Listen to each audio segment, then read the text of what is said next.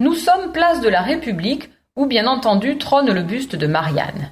Cette place était la plus importante de la ville médiévale de Viviers. Elle était entourée de boutiques. Il y avait un puits, des pierres à mesurer le blé. C'était un endroit très stratégique où se tenaient les marchés. Regardons la maison qui se trouve au numéro 3. En tant que telle, elle n'est pas très intéressante, mais son histoire l'est, car elle a reçu la visite du cardinal de Richelieu. En 1642, Richelieu remontait le Rhône avec un train de bateau et tous les seigneurs qui l'accompagnaient. À l'arrière de ce train de bateau, une petite barque couverte dans laquelle se trouvait François de Toux. De Toux avait fait une conspiration avec Saint-Marc contre Richelieu. Il venait d'être arrêté et il était conduit à Lyon pour y être exécuté. Lorsqu'ils arrivèrent à Viviers, ils accostèrent au port, beaucoup plus loin que le port actuel, à la baume de Bouvéry, et vinrent en ville pour y loger. À cette époque, Richelieu était victime d'un ulcère au bras qui le faisait beaucoup souffrir, si bien qu'il ne marchait pas. On le portait dans un lit, bien long, bien large, avec de très belles courtes pointes, et il fallait 6 hommes pour le porter. Il avait donc été décidé de le loger dans cette maison.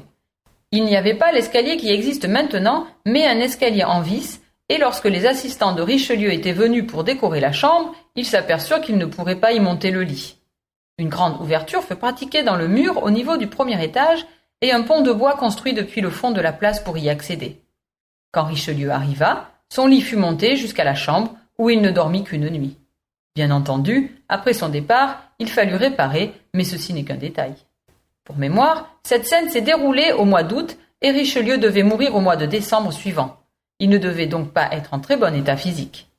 Vous trouverez ci-dessous un extrait des mémoires de Jacques de Banne, chanoine de Viviers, sur la venue de Richelieu.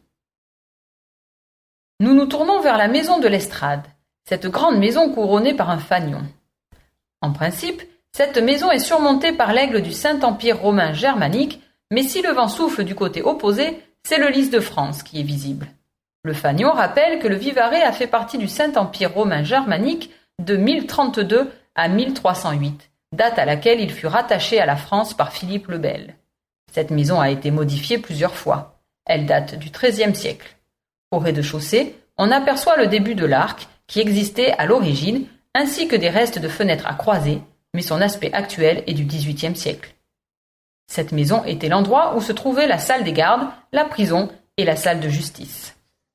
En septembre 2019, une partie du toit s'est effondrée. Le propriétaire qui a acheté cette bâtisse en 2017 s'est engagé à faire les travaux nécessaires, mais il souhaite s'en séparer ensuite. Que deviendra cette maison protégée au titre des monuments historiques ?